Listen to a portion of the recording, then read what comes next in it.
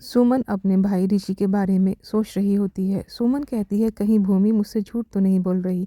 उस दिन भी ये मुझसे सच बताने के लिए आ रही थी तो उसका एक्सीडेंट हो गया।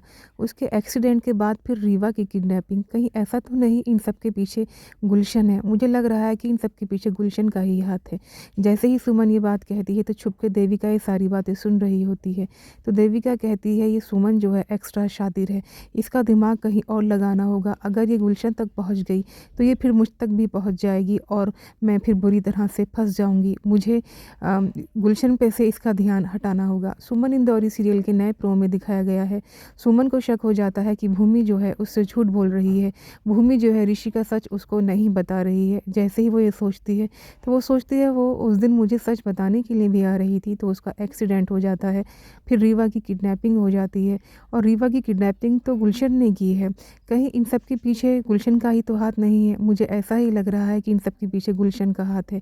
तो जैसे ये बात छुपकर देविका सुन रही होती है तो वो अलर्ट हो जाती है। वो कहती है कि अगर ये कचरा आंटी गुलशन तक पहुंच गई तो ये फिर मुझ तक पहुंच जाएगी और मेरा बचना मुश्किल हो जाएगा।